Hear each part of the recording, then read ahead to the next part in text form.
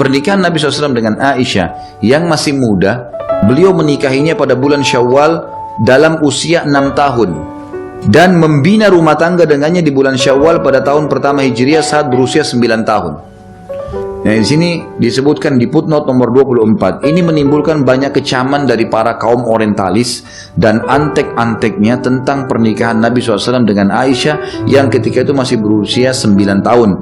Namun, para ulama telah mengembalikan kecaman dan anak panah mereka pada leher mereka sendiri, sebagaimana telah menjadi ketetapan bahwa pernikahan Nabi SAW dengan Ummul Mukminin Aisyah adalah berasal dari perintah Allah, sebagaimana disebutkan dalam hadis, sesuatu yang berasal dari Allah, maka itu memiliki hikmah yang banyak dan besar. Di antaranya, Nabi SAW harus menikah dengan gadis belia agar ia bisa mengembang tugas dakwah dan menyampaikannya setelah kematiannya.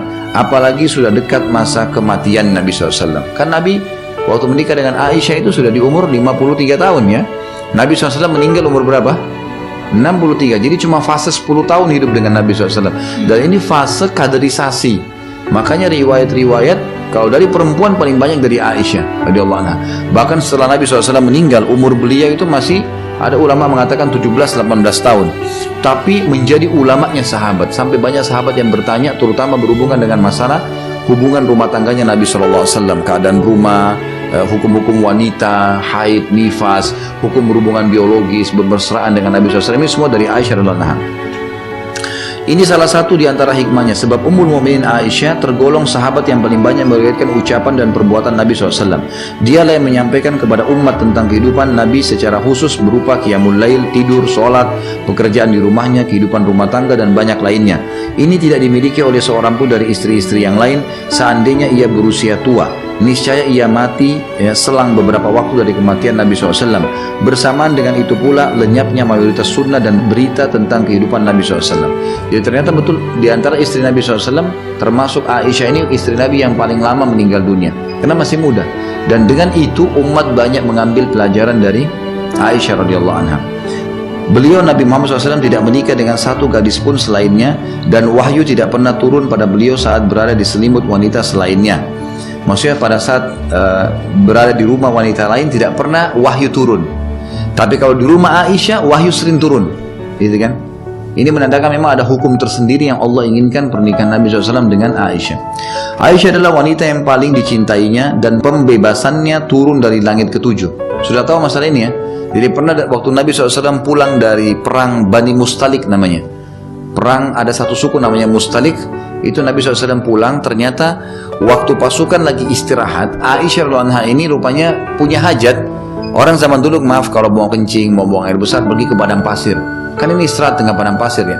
Maka Aisyah pun radhiyallahu anha keluar dari gerandahnya. Waktu dia kembali pasukan sudah jalan. Sahabat ini pikir Aisyah ada di dalam. Karena 4 orang yang pikul jadi tidak terasa bebannya. Karena Aisyah juga badannya kecil gitu kan. Maka pada saat Aisyah radhiyallahu anha kembali di situ ternyata pasukan sudah jalan. Aisyah radhiyallahu anha pun turun duduk di atas sebuah batu, gitu kan? Dan pada saat itu sudah turun ayat hijab, maka beliau sudah menggunakan cadar. Gitu. Kata Aisyah, saya pun membuka cadar saya untuk menghirup udara, gitu kan? Lebih ini karena sambil menunggu orang. Ternyata di pasukan Nabi SAW ada satu sahabat mulia namanya Safwan. Safwan ini orang yang sangat mulia, orangnya tidak pernah ganggu-ganggu perempuan, orangnya baik sekali, gitu kan? Dan dia tugasnya karena amanah orangnya di pasukan itu Nabi SAW suruh dia terlambat. Jadi dia selalu terlambat, nanti pasukan jalan dilihat dia jalan terakhir. Nanti kalau ada pedang yang jatuh diambil, ada kendi air diambil. Tugasnya dia itu ngumpulin barang-barang yang tertinggal. Baik. Waktu Safwan melihat Aisyah dari jauh, kata Aisyah, dia pun mengenalku karena dia mengenal wajahku sebelum turun ayat hijab. Gitu kan? Maka dia pun berkata, inna lillahi wa inna ilaihi raji'un. Lalu mendekatkan untanya ke arahku tanpa melihatku, nggak memandang apa-apa nih. Dan Aisyah sudah paham unta itu disuruh duduk, maka Aisyah berarti disuruh naik ke atas. Karena Aisyah termasuk yang ketinggal di dalam perang ini, harus dibawa gitu kan. Maka Safwan punya tugas, dinaikkanlah. Kata Aisyah, sepanjang jalan tidak pernah Safwan ngomong satu kalimat pun, saya pun tidak bertanya. Ini kadang-kadang ini sekalian pelajaran Bapak Ibu sekalian. Kalau tolong orang jangan tanya kamu kenapa terlambat, kamu di mana, nggak ada urusan. Sekalian kenalan, ini nggak ada. Nah iya, ini pelajaran. Karena kalau membantu orang ya bantu orang, gitu kan? Subhanallah, pasukan Nabi SAW istirahat di satu tempat lagi, ya kan? Di kejauhan. Nabi SAW biasanya kalau perang memang membawa salah satu dari istri beliau. Nah kebetulan waktu itu Aisyah yang ikut kan, radhiyallahu anha. Nabi SAW biasa kalau lagi istirahat, istrinya turun dari geranda, bantu siapin makanan, layanan seorang istri kepada suaminya. Maka Nabi SAW lihat tidak ada Aisyah. Mana Aisyah? Sahabat pergi ke geranda, wahai Aisyah, Ummul Mukminin, gak nyaut. Berapa kali gak nyaut, dibuka gorden gak ada. Tersebar berita waktu itu, Aisyah ditangkap oleh musuh. Satu pasukan nih tersebar, gitu kan? Luar biasa beritanya tiba-tiba. Tidak lama kemudian sementara lagi tersebar ini, jangan sampai Aisyah diambil oleh pasukan, kita harus menyerang kembali dan seterusnya. Dari kejauhan, lagi siang bolong seperti ini, untanya Safwan jalan, Aisyah di atas. Safwan pegang. Ini kalau ibu-ibu nih, kalau bapak-bapak, lihat pasangannya tiba-tiba begitu. Di mobil, ada sama orang lain. Langsung syaitannya berbicara. Padahal belum tahu masalah nih, gitu kan? Belum tahu masalah, ini gini. Maka yang paling pertama dilakukan oleh pimpinan orang munafik, Abdullah bin Abi Salul, mana bisa laki-laki perempuan jalan berdua ndak zina. Langsung vonis. Tersebar itu seperti virus di dalam pasukan muslimin, Aisyah berzina sama Safwan. Tersebar berita. Ada banyak orang-orang beriman kena nih fitnah ini, gitu kan? Waktu itu Aisyah tidak tahu apa-apa nih, nggak ngerti, nol, nggak tahu apa-apa. Beliau pun akhirnya bilang, saya masuk ke pasukan, sementara mata-mata orang ini semuanya pada kaget karena sudah tersebar berita nih. Dan unta kan jalannya pelan, dari kejauhan berarti begitu tersebar berita itu, ini makin dekat dengan pasukan makin tersebar nih. Ini kalau gosip ini luar biasa nih. Ini jangankan Nabi SAW, istri seorang ustadz selingkuh sudah heboh semua gitu. Ini apalagi istri Nabi, kacau balau semuanya. Dan ini pelajaran luar biasa Bapak Ibu sekalian. Maka yang terjadi pada saat itu, Aisyah pun berkata, saya masuk ke dalam pasukan dan ternyata terdengar oleh telinga Nabi SAW kalau Aisyah berzina sama Safwan. Dan biasanya Nabi SAW kalau ada informasi apa-apa pasti wahyu turun nih, beritakan benar atau enggak, gitu kan? Benar atau enggak. Bayangkan Bapak Ibu sekalian, waktu itu wahyu terputus sebulan, nggak ada wahyu dari langit. Bagaimana posisi bapak-bapak sekarang kalau sampai istrinya dituduh selingkuh begitu? Ya kan? Orang buru-buru mengambil langkah. Lihat, pelajaran buat suami, pelajaran buat istri. Luar biasa kejadian ini, gitu kan? Maka Aisyah mengatakan, saya pun melayani Nabi SAW seperti biasa. Saya tetap ceria sampai ke Madinah, gitu kan? Tapi perilaku Nabi sudah berubah, kata Aisyah. Kalau Nabi SAW datang ke rumah saya tidak seperti biasa. Ada perubahan, dia rasakan perubahan gitu kan. Kayak mungkin kalau istri tahu kalau suaminya cemberut, mungkin apa, dia tahu ini ada perubahan. Lalu Aisyah dengan adabnya apa? Perhatikan ibu-ibu. Kalau ibu-ibu kadang-kadang lihat suaminya berubah langsung, kenapa kok berubah, ada wanita lain, ini macam-macam. Aisyah berkata, ya Rasulullah, kalau anda tidak ada hajat dengan saya. Ini lihat romantisnya dalam Islam nih. Lagi ada fitnah terjadi, ngomongnya masih santun. Kata Aisyah, ya Rasulullah, kalau anda tidak punya hajat dengan saya, izinkan saya pulang ke rumah orang tua saya. Kata Nabi SAW, baiklah. Diantar baik-baik sama Nabi SAW ke rumahnya Abu Bakar. Seperti biasa orang kalau ribut, diantar ke mertuanya. Tapi adabnya, Aisyah minta dengan baik, kalau anda tidak punya hajat. Bukan bilang, kenapa engkau marah, kenapa kamu begini. Tidak. Yang terjadi Bapak Ibu sekalian, kata Aisyah, kemudian saya pun pulang ke rumah orang tua saya tetap ceria, nggak ngerti apa-apa nih. Beliau tidak ngerti apa-apa, subhanallah, gitu kan. Sampai datang seorang wanita dari Ansar yang datang melihat Aisyah, waktu datang disambut sama Aisyah, dipeluk, ngobrol, canda kayak teman lagi sama temannya, nggak ada masalah gitu. Perempuan ini rupanya merasa prihatin, lalu dia mengatakan, wahai Aisyah, wahai anaknya orang yang terpercaya, Siddiq, apa kau tidak dengar apa yang tersebar di Madinah? Kata Aisyah, tidak, sama sekali saya tidak tahu ada apa. Mereka telah membicarakan sesuatu yang buruk tentang kamu, untuk kau di atas tunggangannya Safwan. Telah tersebar berita kau berzina dengannya. Kata Aisyah, tiba-tiba seluruh tulang saya jadi lemas, jatuh terduduk di lantai dan menangis sambil berkata, apakah mereka menyebarkan itu? Kata perempuan tersebut, iya wahai Aisyah, mereka menyebarkan itu. Apa kau percaya? Dia bilang, tidak, saya tidak percaya. Saya tahu siapa kamu. Tapi di Madinah ini, satu Madinah sudah dua kubu nih, yang percaya dan yang tidak percaya. Kata Aisyah, saya pun menangis dan saya hanya berkata, ini sebabnya kenapa Rasulullah SAW berubah. Saya sudah mulai tahu nih, kata Aisyah. Semenjak itu saya menangis terus, gitu kan. Nabi SAW tunggu wahyu untuk memberitahukan, nih benar atau salah nih, tapi sebulan gak ada wahyu. Nabi SAW coba beristihad. Hari demi hari berdoa, belum ada datang wahyu. Sampai puncaknya setelah sebulan, Nabi SAW sudah pisah rumah sama Aisyah, gitu kan. Tapi mengunjungin iya, gitu kan. Tapi di rumah sih. Maka setelah disampaikan oleh wanita dari Ansar tadi, Aisyah sudah merasa tahu, oh ternyata ini masalahnya. Nabi SAW rupanya waktu itu tidak mengunjungi Aisyah, tapi Nabi SAW lagi mengumpulin sahabat dari sahabat Muhajirin dan Ansar di masjid beliau. Lalu beliau mengatakan, kenapa ya ada orang yang menyakiti aku di keluargaku, menuduh keluargaku sesuatu yang tidak benar dan aku tidak tahu kecuali kebaikan darinya, dan menuduh salah satu sahabatku, maksudnya Safwan, orang yang sangat takwa kepada Allah. Kenapa ada orang sebarin berita ini nih? Semua orang di Madinah tahu penyebarnya adalah kepala munafik Abdullah bin Abi Salul. Tapi adabnya Nabi, Bapak Ibu sekalian, dalam Islam begitu. Kita kalau benci pun sama seseorang, jangan sebutin namanya. Nabi SAW tidak bilang, ini si fulan nih, enggak. Padahal Nabi SAW, Nabi, Raja, bisa ambil keputusan pada saat itu. Mungkin kalau Raja sekarang itu main hukum sembarangan saja gitu kan. Lalu rupanya sahabat ini sudah tahu nih siapa yang dimaksud. Orang ini Abdullah bin Abi Salul, kepala munafikin dari suku Khazraj namanya. Di Madinah dulu ada dua suku Arab Madinah yang nanti namanya Ansar, Aus dan Khazraj, dua suku ini. Nah, Aus dan Khazraj ini, dari Khazraj itu ada Abdullah bin Abi Salul nih, kepala munafikin yang buat fitnah. Maka tiba-tiba berdiri orang dari Aus, dari suku yang satu, mengatakan, ya Rasulullah, kami tahu siapa yang Anda maksud. Perintahkan kami tebas lehernya. Ini dari Aus nih. Berdiri satu orang dari Khazraj, dia tahu siapa yang dimaksud nih. Ini sudah mulai muncul fitnah besar, suku sama suku sudah mulai perang nih. Kata si dari orang Khazraj ini kepada Aus, demi Allah, kau tidak mengucapkan itu kecuali karena kau tahu dari suku kami. Kenapa kau berani mau tebas lehernya? Ribut nih. Berdiri lagi satu orang dari Aus, dihardik lagi yang tadi, yang satu nih, yang terakhir. Dikatakan, kamu munafik, kenapa kau bela dia? Ini menyakiti Rasulullah, tebas lehernya, ribut nih.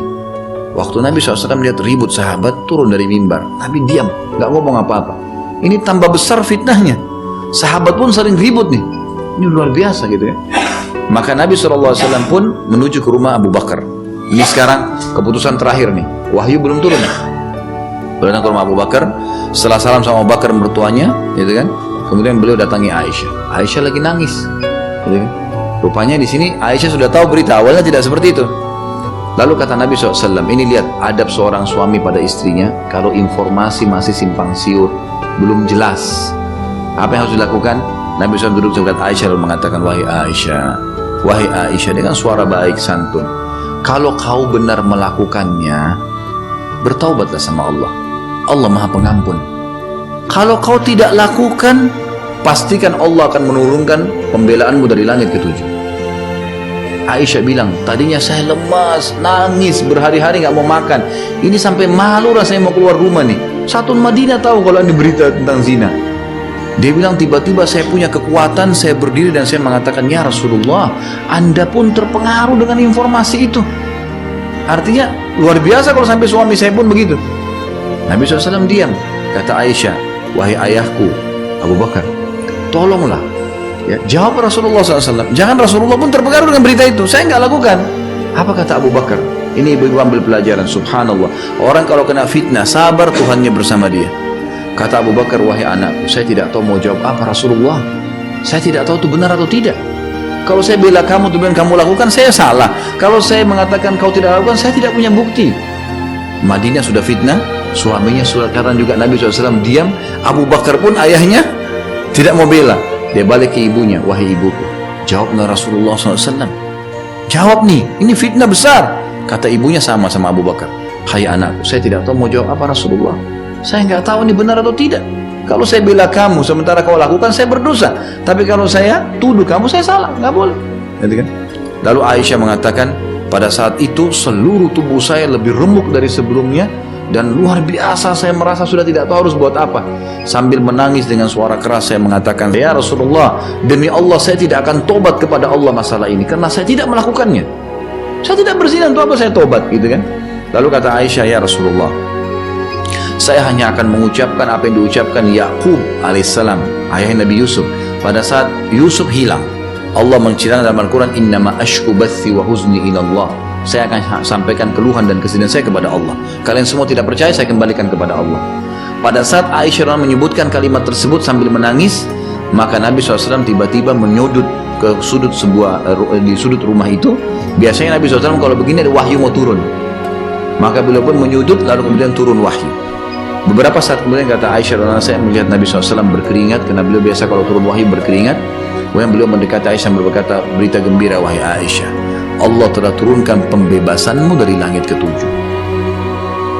Maka subhanallah, pada saat itu Bapak Ibu sekalian, Allah subhanahu wa ta'ala membela Aisyah dari fitnah tersebut, dan sampai hari kiamat dikenang.